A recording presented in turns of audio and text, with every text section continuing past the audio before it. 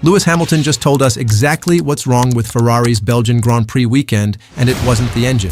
I think my race pace was strong today, and I think without the damage and probably without yesterday, I think we could have been fighting for the win today. Charles Leclerc finished second at Spa, Hamilton finished fourth. On paper, a solid double points day for the Scuderia. But listen to what Hamilton actually said after the race. He came through the pen earlier and said he doesn't blame me for it.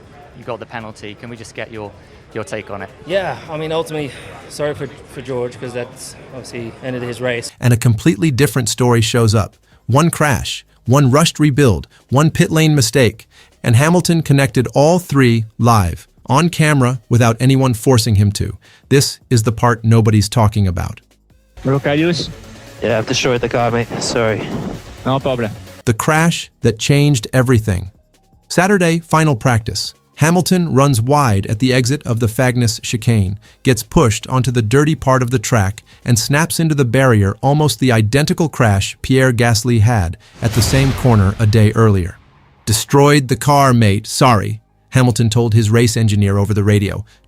2 hours and 28 minutes. That's how long Ferrari had to rebuild his SF26 before qualifying. New suspension, new rear wing, new floor, a precautionary gearbox change, essentially a new car, built under a countdown clock by mechanics who had lunch plans an hour earlier and instead spent the afternoon stripping a Formula One chassis to the bone. Here's why that matters more than it sounds. In modern F1, a car's balance, how evenly the grip is distributed between the front and rear axles, is tuned across an entire weekend, session by session, using data that builds on itself. It's not something you can rebuild from a parts bin in under 3 hours and expect to feel identical. And Hamilton confirmed that's exactly what happened to his car. It's a bit of a shame that P3, and then unfortunately I had to go and damage it. there was a yellow flag in the last two corners. Identical in terms of balance. Probably lost a bit of lap time there. If you're new here, hit subscribe. We break down the technical side of every race weekend before anyone else does. Missing a couple of tenths. In FP3, before the crash, Hamilton was the quicker Ferrari. He said the car was feeling amazing, and that with that version of the car, he believed he could have qualified third, maybe even challenged higher up the order. Then came qualifying in a car that wasn't the same car anymore. Something wasn't the same on the rear suspension, Hamilton said. The balance wasn't the same, basically. He called it missing a couple of tenths. In a sport where qualifying gaps at the front are measured in hundredths, a rushed rebuild costing tenths isn't a rounding error. It's the difference between starting third and starting fifth, which is exactly what happened. Hamilton ended up 0.02 of a second behind Leclerc, and both Ferraris lost track position before the race even started, eventually starting fourth and fifth after a grid penalty elsewhere shuffled things forward one place. This is the technical thread Hamilton pulled on himself in real time, without being pushed by a single reporter. He wasn't complaining about the power unit. He was pointing at his own garage. The pit lane moment Hamilton didn't want to talk about now. Here's where it gets uncomfortable. The bad news for Lewis Hamilton is he has a 5-second penalty for causing a collision. After serving a 5-second penalty for a lap 1 collision with George Russell, a coming together that ended Russell's race, Hamilton pulled away from his pit box and made contact with a Ferrari mechanic on the right side of the car. Hamilton's own words, his heart sank. He said his mind immediately jumped back to 2018, a Ferrari pit stop for Kimi Räikkönen that broke a mechanic's leg. Hamilton asked over the radio if the mechanic was okay before he even knew the outcome of the session, before he knew if he'd keep his finishing position, before anything else.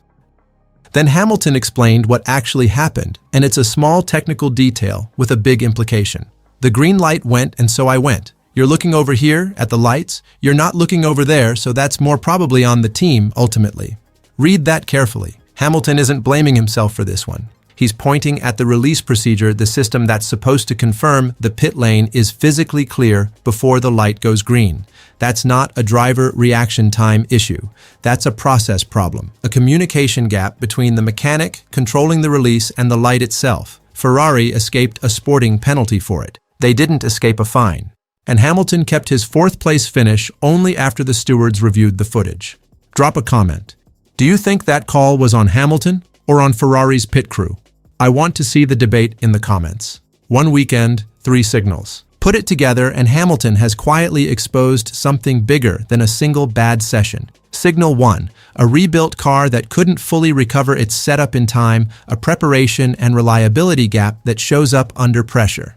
Signal 2, a driver who believes he lost a podium-contending qualifying lap to that rebuild, not to raw pace against Mercedes. Signal 3, a pit release process that put a mechanic in the path of the car for a high-profile release issue Ferrari has now had to answer for this year. None of these are about Ferrari's straight-line speed deficit, the problem everyone expected going into Spa.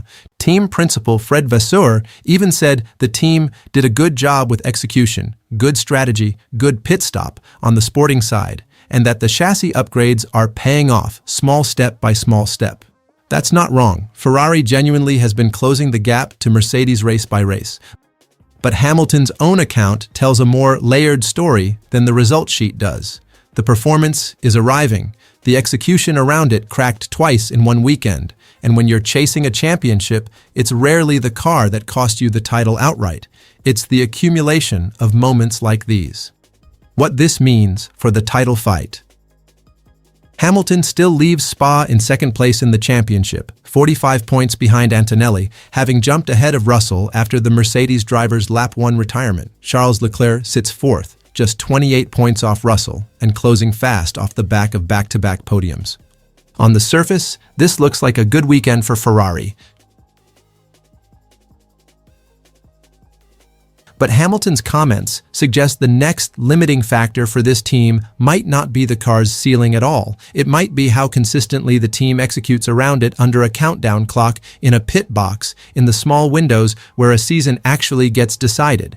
13 rounds remain. If Ferrari keeps finding pace at this rate, the championship math stays alive. If they keep losing tenths to rushed rebuilds and inches to pit lane procedure, the pace won't matter. So here's my read. Ferrari's pace is real, and it's getting better every race weekend. But Hamilton just handed us the receipts on where it's actually breaking down, not on the straights, but in the small moments between sessions where nobody's watching the timing screens. Do you think Ferrari's biggest threat this season is Mercedes' pace or their own execution? Let me know below. If this breakdown helped, subscribe for the next one. We'll be back before Hungary.